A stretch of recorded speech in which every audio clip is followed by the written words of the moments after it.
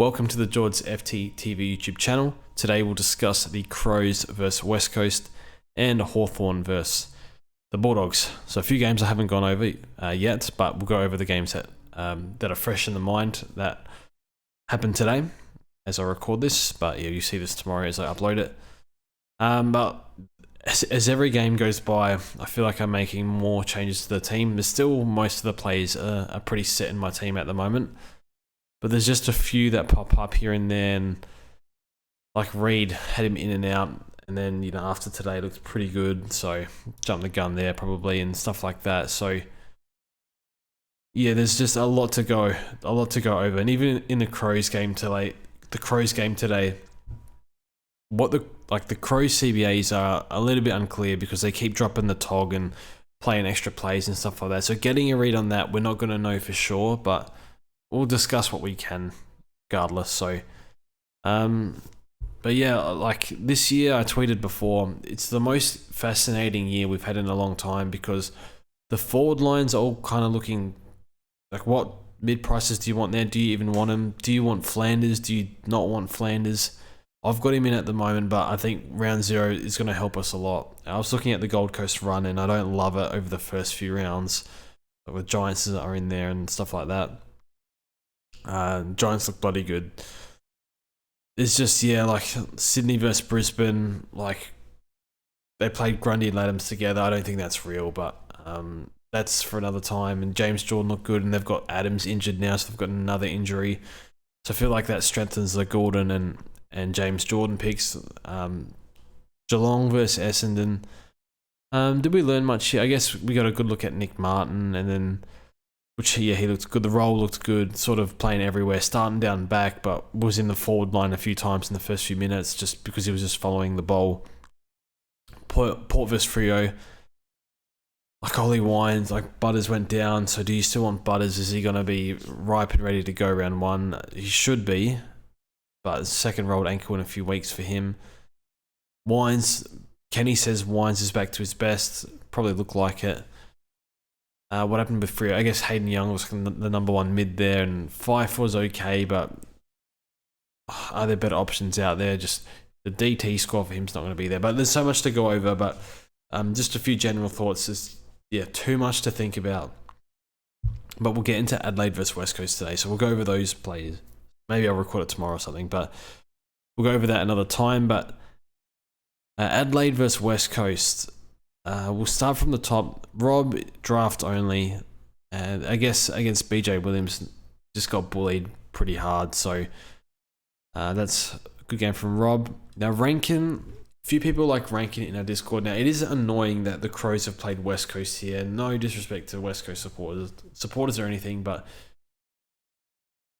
you can't get a proper read playing against this mob because they're just hopeless. And they're a proud club. They'll be back up one day, but they're just in a very poor state at the moment. So Rankin CBAs were not high, and this is what was flagged by Led on SCN, which I've mentioned multiple times on this channel. It's more high half forward rolling up than CBAs, and that's what happened. He did start in the first CBA, but I can't remember the exact CBAs, but it was low. I think it was in the 20s, maybe 30s as percentage wise. So that's not what we want. There'll be an uptick in his scoring this season from the 82 he did last year. I think he could definitely push 90. Also did a hammy last year. I'll sit out of Rankin. I wouldn't be surprised if we get no DPPs that he's around the top 6 mark though, if he gets that extra, if he's up the ground a bit more. But yeah, he dominated, so he was good. And an old favourite of the channel is Sam Berry. Now I did like him last year. What happened to Sam Berry? I don't know. But he's 220k Sam Berry, and yeah, you wouldn't be shocked to know if you have watched the channel. He's in my team, and I think he's staying there. Is he a sub risk? I worry slightly for that. However, he looked fantastic. He looked really good in the first in our intra club. Second game wasn't super great. Running so many names through the midfield though. And today, I think, Rochelle and Rankin's time in the midfield, I think, went down from last time. So Berry looked really good. I think he'll get forward status because the CBAs I don't think will be super high because they've got 3 main players in there, but he looked really good. Powerful, winning the ball on the inside, even a little bit of outside ball too. Obviously, tackles always going to be high for him. And could have kicked 3 goals, hit a few targets inside 50, got the ball a bit inside 52. And I still don't know what happened to him, but he just looked good. And if he's a 30 to 40% CBA role, because what you can look at last year, the last 6 games when Matt Crouch was in the side, Sloan had 27% CBAs, and I believe Schonberg at 30% CBAs. Schonberg's out for the season, and Sloan is, I don't think he's best 22, but he's having some eye problems at the moment. So he's not going to play in the short term anyway. So I think Berry will absorb those CBAs from last year when Crouch, Laird, and Dawson were getting like close to their max CBAs anyway. And the others will be shared by Rankin and Rochelle, as far as I know. And they've already announced that like they might play Laird a bit more of half forward, which would make sense to accommodate the kids basically, or the speed in Rochelle and Rankin, which is what they've been training for pre-season. Berry's in my side. I wish I could see this against decent opposition.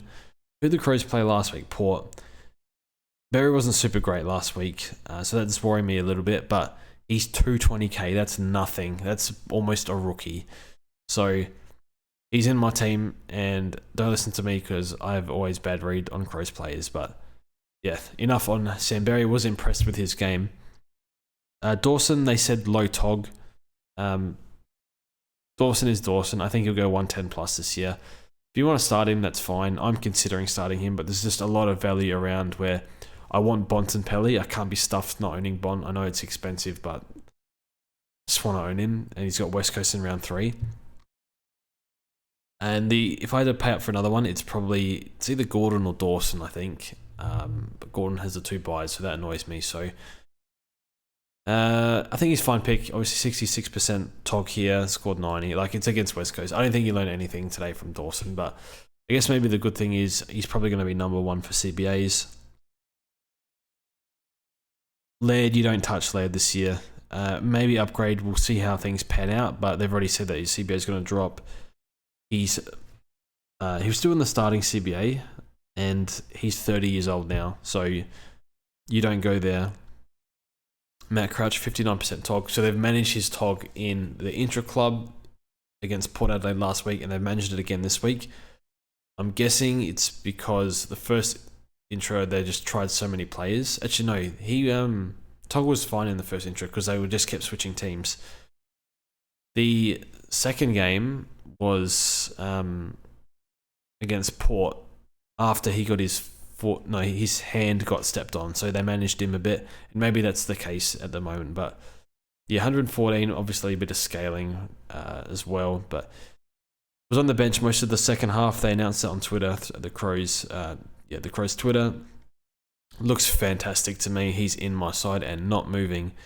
My only concern with Crouch is he's not the Don of the Crows midfield. Like, there's so many names that can go through there, but I think he'll be 2nd or 3rd. So he's in for me, and he's primed for an unbelievable season. And I've seen this coming from 6 months ago. But I don't blame you if you don't want to pick him, because I think the tog's not going to be super high, and he probably starts on the bench if they want to throw a Rankin in there. A bit like what Sydney do with Papley, like just play like a quicker player in there. He's locked in my side, has been for 6 months. Except for the thing I took him out for like a day or 2. Hinge, don't pick Hinge. Had a really poor few games. His kicking's been awful. The past few games, I'm sure that'll clean itself up, but I don't see him as a premium. So sharing with Smith and Miller are back there, so I don't see it, but there could be a tad bit of upside, but I wouldn't go there. Pedler has been disappointing because I think he wants to play mid, and I think he's just better half forward than mid, but we'll see. Salego will come on. He came on at after half time, because he's had a limited preseason, and I think he'll play wing, so and maybe some CBAs, but mostly wing, but probably not too many. I've talked about too many Crows there. I will go to West Coast. Elliot Yeo started the game well, only 16 touches, 9 tackles. He's always been a high tackler.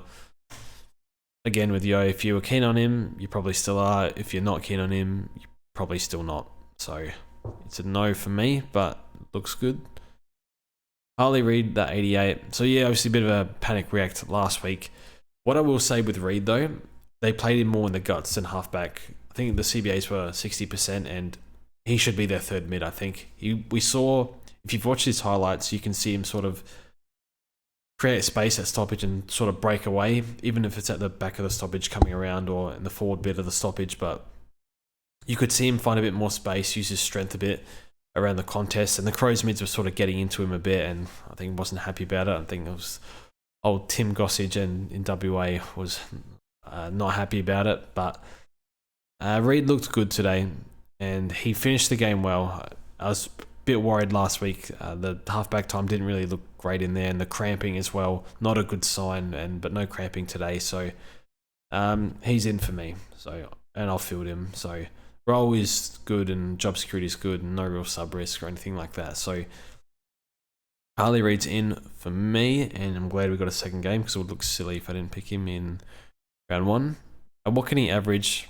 I don't know. I would guess 75. Could do more, I guess, but hopefully more mid-time than halfback. And that's pretty much it. I don't think we have much relevance here. BJ Williams scored 15 with majority ruck. That's shocking. But yeah, whatever. We'll move on. Wouldn't touch anyone apart from Reid personally, but oh yeah, Hoff was pretty good. I'm surprised he scored 55. I thought he was better than that. Looked like their best defender to me, or rebounding defender. Hawthorn versus Bulldogs. We'll go over.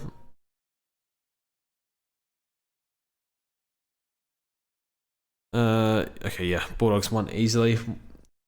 I probably tuned out halfway through the 4th. I think Bond kicked an amazing goal and basically said, I've seen enough. I'll go do something else now. So we'll start with Hawthorn. Hawthorn's defense is a little bit messy at the moment, and we'll go over that. We'll go over Newcomb first. 37 touches, looks really good. I honestly don't know. If you're asking my opinion on Newcomb, I'm no good to you. I don't really have anything to say. So if you really liked him, you can go for it. There's just a lot of good options there, and scoring was a bit up and down last season. Is that going to iron out now? I don't know. So, yeah, I'm not even going to bother talking about it because I don't really know. But looking at the stats last year, the TOG was already 80, the CBAs were already high, so you're kind of banking on natural development for the most part. So, yeah, if you want to go there, fine. If you don't, fine, I think. Carl Amon down at halfback, 28 touches. He's a man back there. Took the most kick-ins, more than Sicily. And they get it into his hands. He looks for the ball, runs around for the receives. He's good. He'll go close to top 6 defenders, I reckon. If you want to start him, I think it's fine. I'm thinking about it, but I don't have him at the moment. But he looks good. So if you were keen on Amon, I think that's a tick for that game. Connor McDonald was very good, still half forward.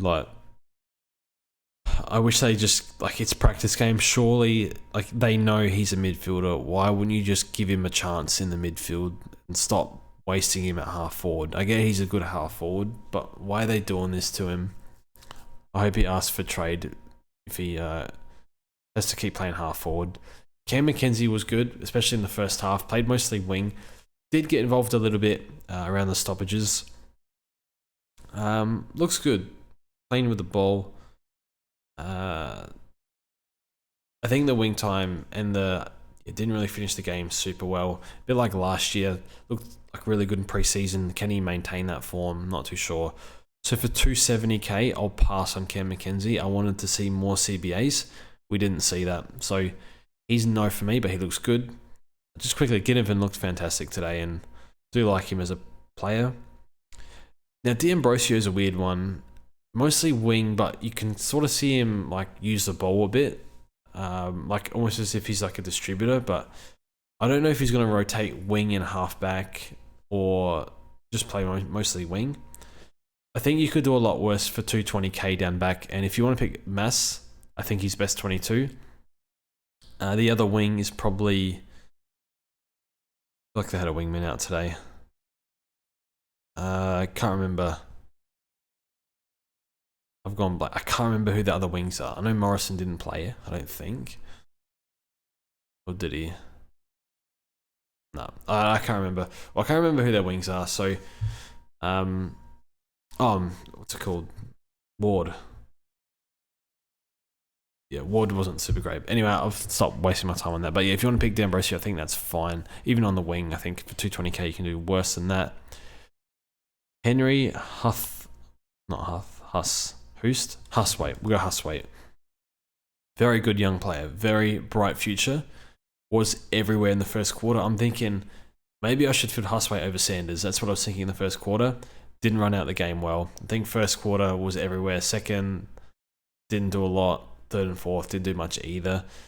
So I'll pay for at M9. I think just looks really good. I believe the CBAs were about 50%, and Day comes back around round 4, round 5. So one thing to note, if you're looking, if say you want to run Husthwaite at M9 and Day comes back, say round 4 or round 5, which is when Gordon has the bye, or Dacos if you've got him in the mid. So if you're thinking about Husthwaite covering, you might not get the best score there because Day's probably going to come back, but we'll monitor. Hopefully we get a timeline, like a concrete timeline on Will Day. But he looks good, so I like him. You just kept winning it on the inside, so yeah, good clearance player as well. Really big body, so he looks good. Sicily 52. I don't think he was trying. The good thing with Sicily is they're gonna play. I think they'll play Phillips and Frost, if not Jai Sarong. So he's gonna have that free role. Again, like Rory Lobb is like a really tall third tall, so he's not gonna have to play on that every week. Would I pick him? There's a little bit going on that makes me slightly uncomfortable with Sicily. Weta was out and he has to come back in. Probably plays defense. Impey can rebound. They've got aim on there. Obviously, Sicily's scoring did decline a bit when Amon came back, especially from a Dream Team score perspective. SuperCoach wasn't too bad. So it's a big investment, 640k, but I don't know about you guys, but I don't really want to spend in the forward line. I'm looking for, going to take the value, a few value picks in the midfield, and I've found myself spending up in defense. And is Sicily the one you want to pay up for? There's a little bit going on again, like it makes me a bit uncomfortable with the Sicily pick, but I'm considering it, but I probably won't. I think I'll just go Stewart over Sicily and run Dacos, Young, and Sheasel, and then rookies or Massimo or whatever at D5. What else do we have? Phillips was okay. I think he was. I can't remember if it was on Nor Jamara.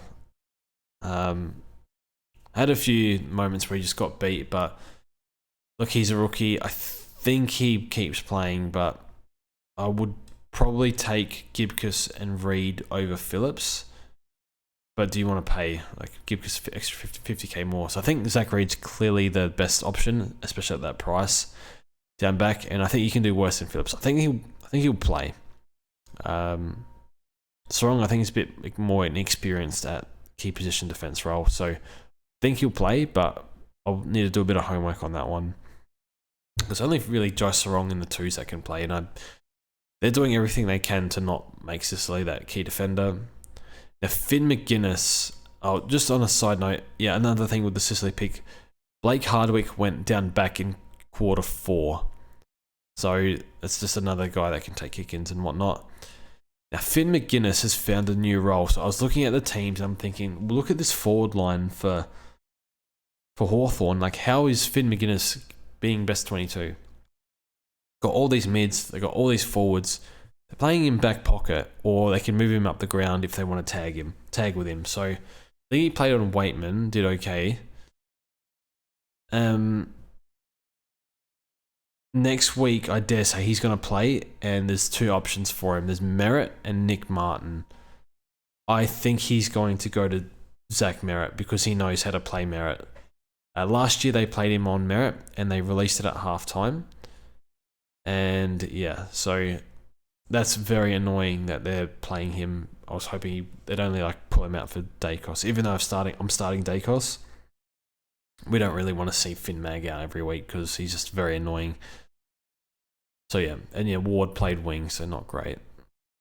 I do feel like there's a wingman out that I'm forgetting, but whatever.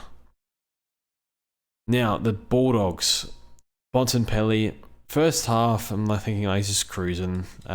Third quarter, decided to, I'll start playing now, and went nuts.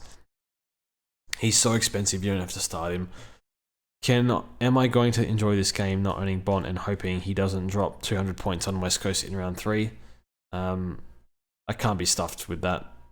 I'm going to pick him. I'm going to pay. Yeah, if you're going to pay up for one mid, it's probably the best player in the league. So he's in for me. Not much else to say, really. I think if you want to fade, that's fine. He's very expensive, but he's the Bont, he's the king, and I want to enjoy owning him and captain him when I can. Tim English, 134. Played alright. Said that he's been doing a lot of running in the preseason, so yeah, with the concussion issues, a lot of non-contact for a long time. 15 touches. Now, this 134 might be slightly deceptive because I was reading some stats that were released on Big Footy, and he rucked 75% and lob 25%. And that split, that's the split I think when DR interviewed Inside the Kennel. That was the split that they flagged. English 75, lob 25, and that's exactly what happened. And that is a worse split for English than last year. So does it mean, I can't remember what he would have what his split last year would have been. I'm guessing it would have been 85 to 90 in terms of ruck time, but yeah, I think we see a slight decline in English's scoring this year based on that. Like 15 touches is pretty low for him. But yeah, like I think he's Tim English. He scores at will. I guess the new rules as well. Does that really, like, Reeves had more hitouts than him, but you look at this, Reeves 42, English 134, and English lost the hitouts. Like, how does that work? Yeah, he's just that extra mid. So I'm considering him R2. I can't figure out what I want to do. I've got Gawn. I think we're all going to have Gawn, obviously. And then Grundy, Marshall, or English. I dare say Shrek and Briggs. The rules are really going to suit them because they're the massive big guys that bully you. So I do not mind those guys. I think Shrek I'll never pick just for the durability, and Briggs has the bye. But you could pay for English if you wanted, because yeah, is it Marshall outscoring this year? Marshall's back half was really good, so I don't know. I don't know. I have a headache thinking about it, so I think I'll land on either Grundy, Marshall, or English at this stage to pair Gawn with. Libba was good. Libba is Libba. Nothing else to say, but I'm not going to pick him at that age, and if he goes well, fine. Riley Sanders, CBAs were very low. He had 30 touches. He's probably going to get forward status if he continues those low CBAs. I think he had 5 in total. And there would have been, it doesn't say the points and behinds, but there would have been a lot of scoring, so which means a lot of CBAs. He could be a forward keeper for us. So you lock him in, you play him on field, and you shut up. Harms, I wasn't happy with the Harms role. He impacted the game, looked better forward than around the ball in my opinion, so just a sort of nothing pick, probably averages in the 70s, given half forward role. You can do worse than Harms, but like if you're trying to pull money from somewhere and you have Harms, you're probably downgrading Harms, or if you've got 100k extra, I'm not sure it's going a rookie to Harms, so that's that. McNeil, this has popped up as this is a sneaky one. So the Dogs have been crying out for a crumbing small forward with a bit of zip, and I think they've found it in McNeil. I think he's locked in the best 22 because I don't have anyone that can sort of play that role, as far as I'm aware, unless I've got some kids coming out from underneath or coming up. Because Waitman's not a small, really. He plays like a medium. And Riley West either is not really a crumbing forward. Maybe a little bit, I don't know. But yeah, I like McNeil. 98 Supercoach he scored. Has West Coast in round 3. I might start him on the bench. Dempsey, Lohman, and McNeil look good to me. Really impressed with all 3. I'm considering starting McNeil on the bench. We have cheap options. I'm not starting Windsor. Laurie I like, but looking at the best 22 could be sub. Darcy Wilson, first year player, but looks really good and should have job security. I don't know if he's sub risk or not, but we'll find out hopefully, or maybe we'll have a look at the best 22s. But I can't see them subbing McNeil because he's like their specialist forward. So consider him. I think I definitely would consider him. I think his job security is probably better than Lohman's, so he's in my team at the moment. I put him in. Caulfield I thought was disappointing. Didn't get involved as much as we'd like, and did junk up a little bit in the 4th quarter to prop up his score. There's a lot of ball users back there, so not too sure if I want to field him or not. I think he's fine to field because historically you can put up 60 plus. And if I did guess what his average would be, my guess would be 60. So you could do worse. But would like a bit more. Would love like 70 plus from him, but we'll see. I think that's it. Caleb Daniel, maybe not best 22. So if you have him in your team, he could be dropping in the 200s because I think he's going to be the sub. So yeah, he came on after half time for whatever reason. Sam Darcy, unfortunately, I just can't fit him in, and it's quite tragic because he's going to be the best player to not be best 22 just out of what they've got already. So that's it from me. I don't think I missed anyone. No, I don't think so. That's it from me. Thank you for watching. Let me know who you're considering. I think we've got these games I haven't covered yet. Sydney, Brisbane, Giants, Gold Coast, Geelong, Essendon. There's just so much relevance here. Port Freo. There's so much to talk about. So I need to go over some replays. Like I've only seen a quarter of a few of those games, so I'll go from there. But thank you for watching, and we'll see you guys in the next one.